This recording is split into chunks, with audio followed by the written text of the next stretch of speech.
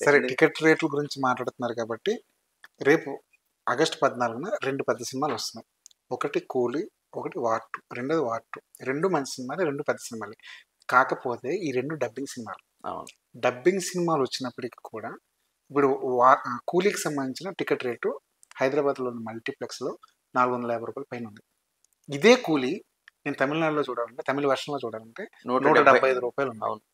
ఈ తారతమ్యం ఎందుకు? ఒక డబ్బింగ్ సినిమాని ఇంత రేటు పెట్టి చూడవలసిన అవసరం మన ప్రేక్షకులకు ఉందా?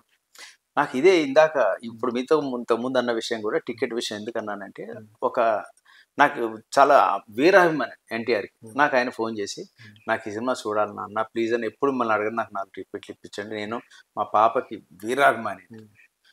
సరే ఇప్పిస్తాను బాబు అన్నాను. ఎప్పుడు నాకు వారం రోజుల నుంచి అడుగుతున్నాడు, కానీ టికెట్ రేట్ నేను అనౌన్స్ చేశాను.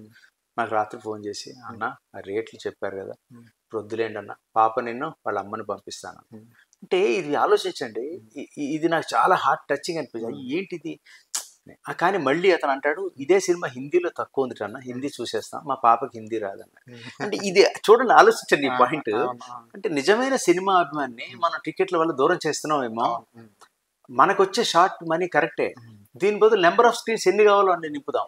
అంటే అఫ్ కోర్స్ ఇప్పుడు ఉన్న ఆక్యుపెన్సీ మొత్తం అన్ని స్క్రీన్స్ కూడా ఈ 2 సినిమాలే, 2 పెద్ద సినిమాలు. 'కూలీ' ఉందనుకోండి, 'కూలీ' ఫర్ ఎగ్జాంపుల్ తమిళనాడులో రేట్ తక్కువ ఉంది, ఇక్కడ ఎక్కువ ఉంది.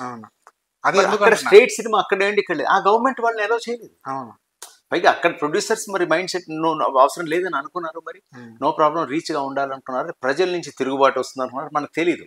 ఎప్పుడైనా ఒక డబ్బింగ్ సినిమాకి ఇంత రేట్లో టికెట్లు పెట్టారు సార్ తెలుగులో? నేనైతే ఎప్పుడు చూడలేదండి, ఏనాడు చూడలే. ఇంత ముందు కూడా మనం చూసాం, విక్రమ్ అవన్నీ చూసాం కదా, వాటికి ఇంత అయితే లేదుగా. మరి మనం రీసెంట్ గా చూసిన సినిమాలు లేదు, దేనికి లేదు. అక్కడికి మొన్న వచ్చిన 'థగ్ లైఫ్' కూడా ఈ రేట్లో చూడలేదు. అది కూడా కాస్ట్లీ సినిమా, మంచి కాంబినేషన్, ఆడలే సినిమా, అది వేరే విషయం. కానీ మరి దానికి అవ్వలేదు, ఏవి పెంచింది ఇప్పుడు పెంచారు. అఫ్ కోర్స్ అంటే మన డియరెస్ట్ స్టార్ అక్కడ ఉన్నారు, మన ఎన్టీఆర్ ఉన్నారు, అండ్ అఫ్ కోర్స్ రజనీకాంత్ అక్కడ ఉన్నారు.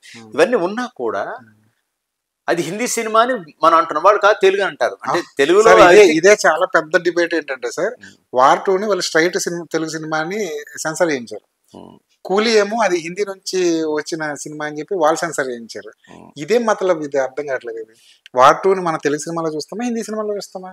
అంటే ఆనెస్ట్లీ స్పీకింగ్, ఓ హిందీ సినిమాలో మన తారక్ చేశాడని నేను ఫీల్ అవుతాను. 100% సత్యమా కాదా? అది చాలా ప్రౌడ్ గా నేను ఫీల్ అవుతున్నాను. మన తారక్ హిందీ రేంజ్కి వెళ్ళాడు, అది తీసుకొచ్చి తను ఉన్నాడు కాబట్టి బలంగా తెలుగు సినిమాని ఎందుకు అనాలి? లెట్స్ యాక్సెప్ట్ ఫ్యాక్ట్ అంటాను నేను.